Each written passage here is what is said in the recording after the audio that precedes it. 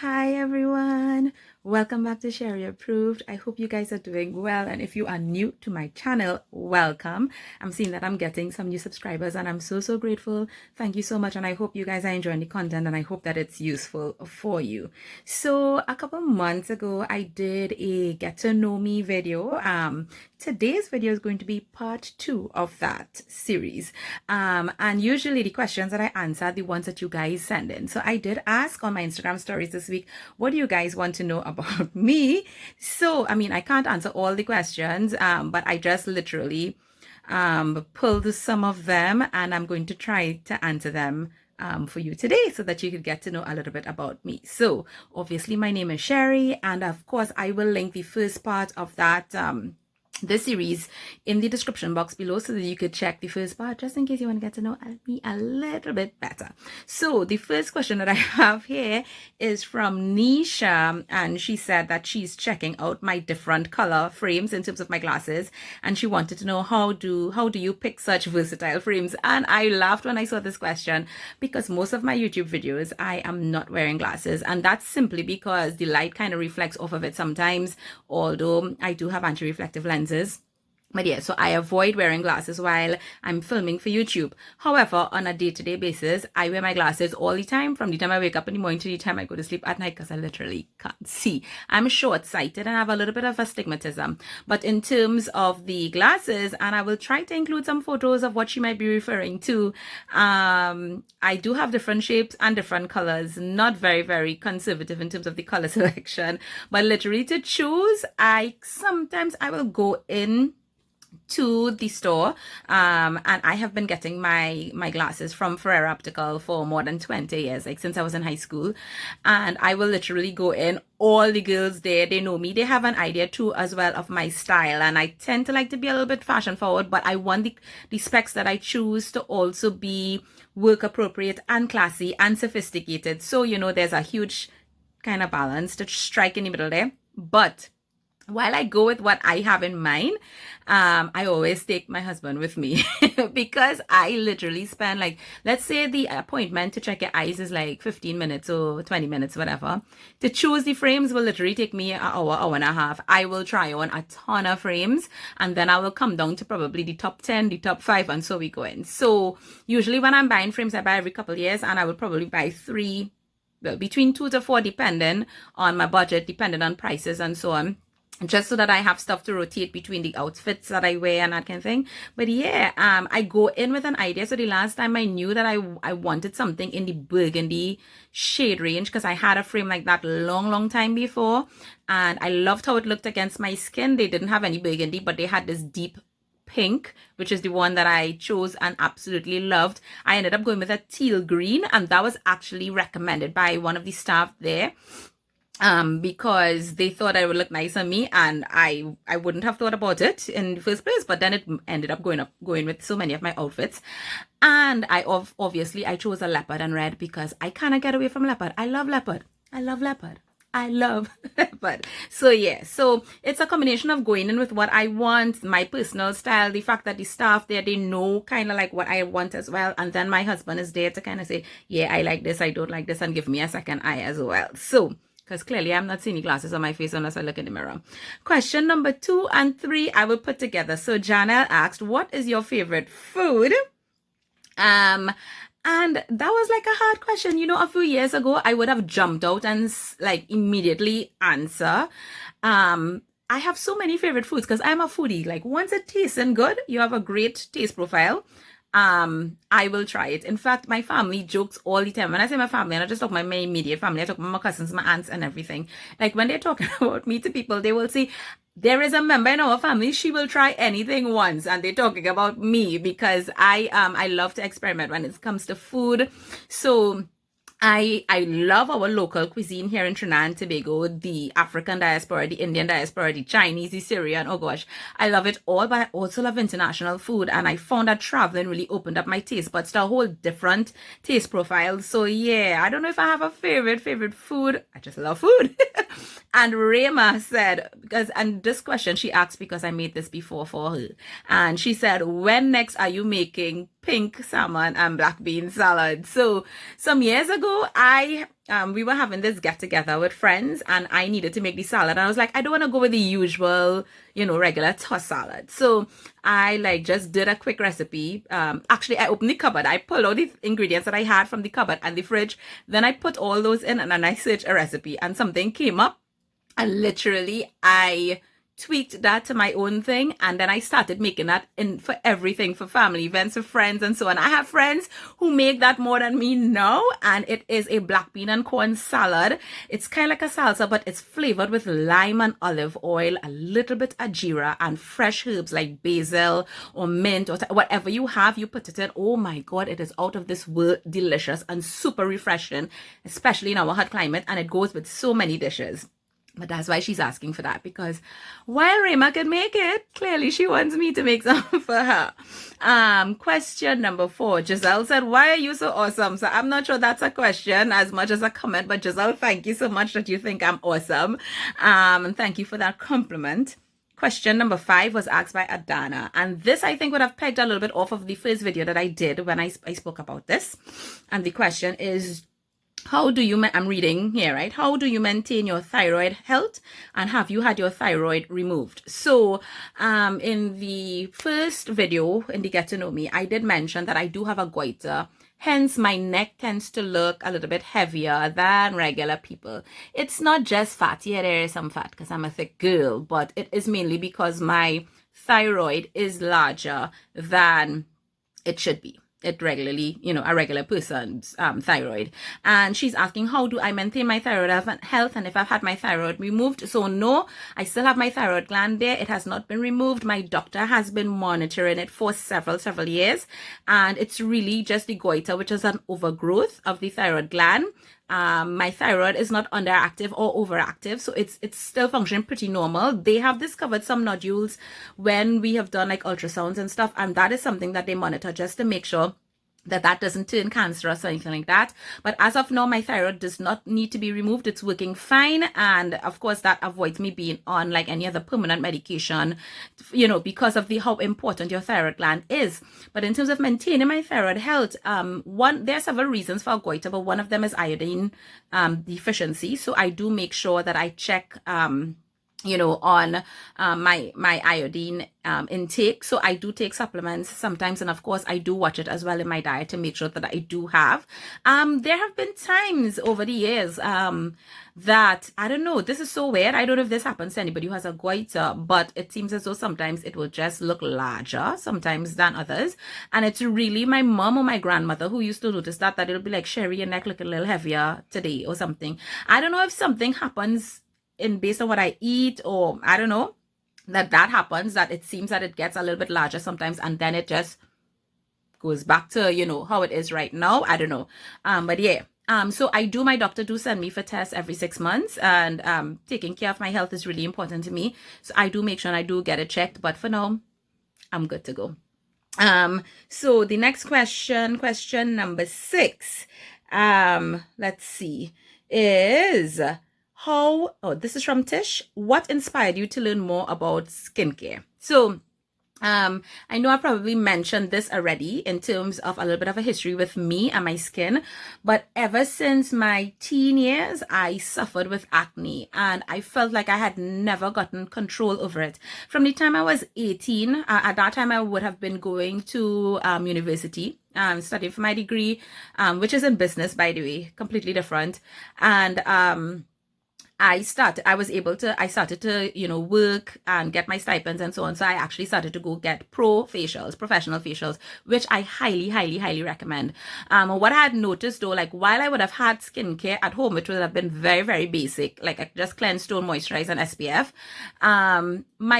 If I skipped a facial, you could tell that I skipped a facial because OMG, my skin would be in a complete mess. Oh my goodness. Yes. So, but it went on like that for years. Like my pro facials, my skin desperately needed my pro facials, and of course it still does. But because of that, as I started to get older, I realized, oh my goodness, am I going to keep this is gonna, continue like this for the rest of my life. And I literally spent some years just reading, researching, buying products. I have invested thousands of dollars in skincare products. I have tested so many things.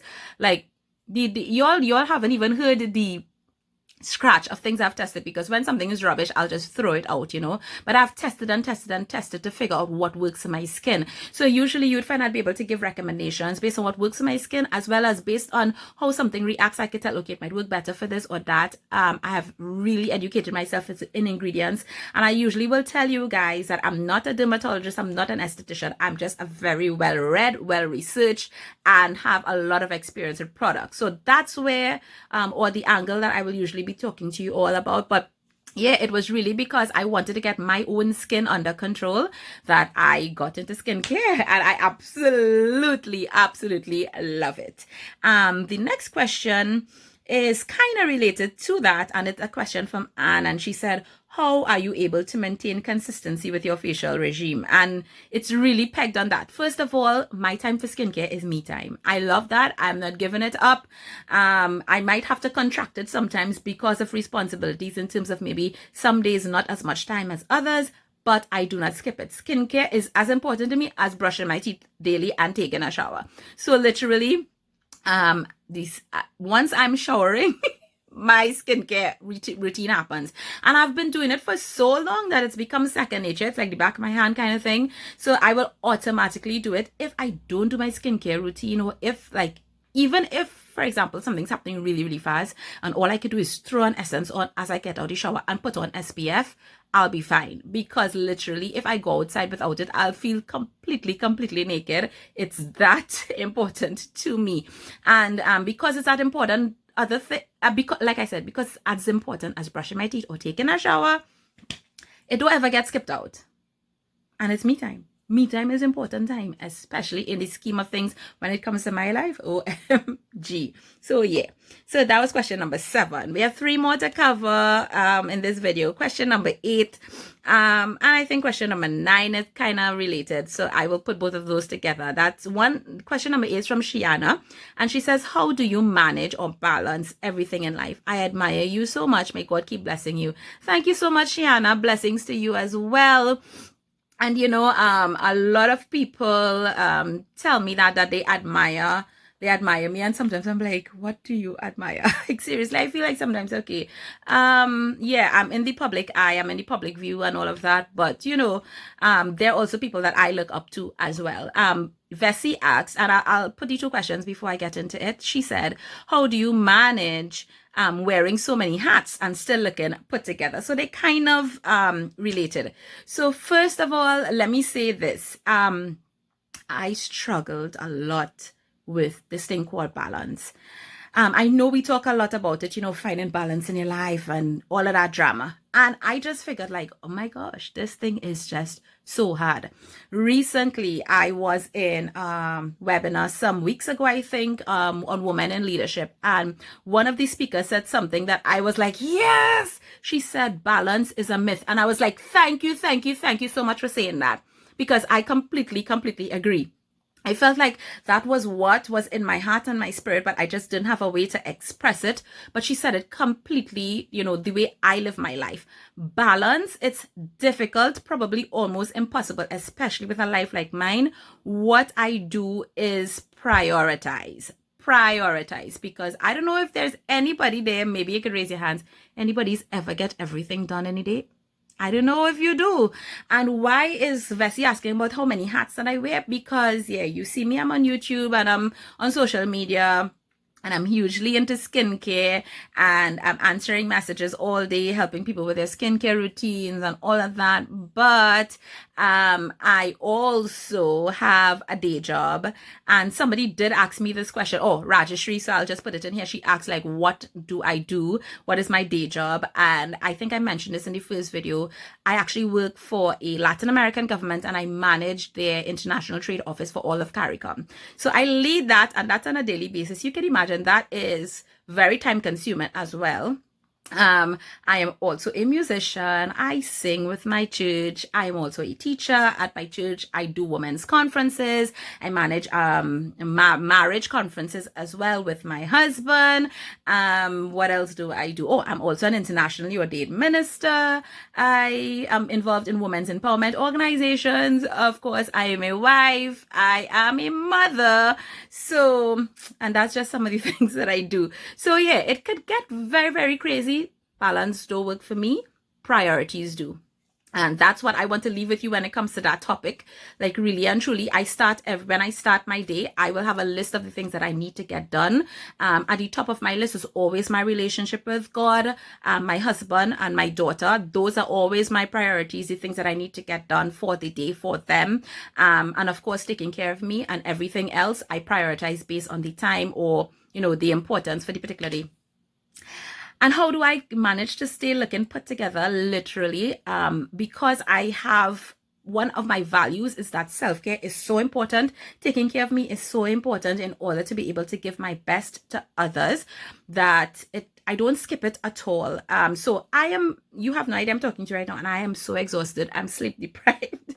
I need some more. So I am not necessarily getting all that I need, but I have enough to, to keep going, keep trudging. And that's one of the reasons why I encourage women so much to take care of themselves, because that's so important to me. In terms of how I look put together, I'm actually going to have a video coming up on that with some tips for the simplest person to look put together.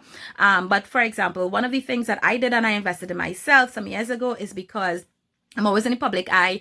I'm doing conferences for work, presentations, all of that. And I wanted to be able to have a nice face. So of course, I took care of my skin, but I also invested in doing a makeup course. And I did it with, of course, Arlene Villarule. So I'm not a makeup artist by any, long shot or anything like that, but I could do my face.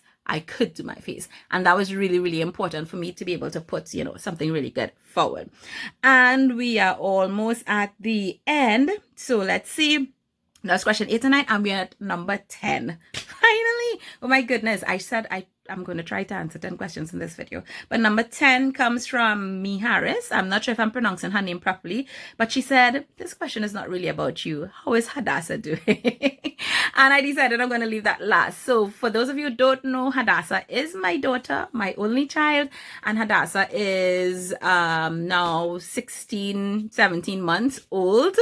So I have a toddler who is running around and calling me, mommy, mommy, mommy, mommy, mommy, all day. It is the best thing to hear though, even though she says it 1,000 times, talking to me and just being engaged, copying me. She is such a little lady and she's doing so well. Like, she amazes us every single day. But yeah, let me just give you all this story. So for a couple of weeks, my jade roller was missing, right? But I sometimes misplace things. So I was a little ashamed. I didn't ask my husband and ask him, by chance, Anthony, have you seen my jade roller? I didn't ask him anything, but I wasn't seeing my jade roller. Lo and behold, last week I'm doing my skincare routine, right? Hadassah is sitting on the bed. Now, she has this little purse that I gave to her, and it's the purse that she uses when she goes out with her dad every morning by the swing to read her Bible. So she has a Bible, she has a crayon, she has a wipe, little things that she has in this little purse that she takes with her every day. So Hadassah pulls her purse on the bed and she opens the zipper. And I'm in the mirror doing my skincare routine, and I glance in the back of the mirror, and what do I see? Hadassah is with my jade roller and she is rolling her face. Jade rolling her face. And I was like, shut the front door. So my husband walked in and I was in complete shock. And he was like, oh, you now know she's doing this? He has known she has been doing this for a while. And he always found it to be totally cute. He was like, yes, baby, take care of your skin. That's really, really important. Hadassah had my jade roller all the time. She is copying. Oh my goodness, she's really, really copying everything that I do. But it's so, so precious and so sweet, because of course that just reminds us that, the things that we do impact them a lot more than the things that we say. I hope you enjoyed this video and this little story time and chit chat with me. If there's anything else you want to know, of course, leave it in the comments below. But I always look forward to interacting with you guys, and I'll see you in another video. Take care. Bye.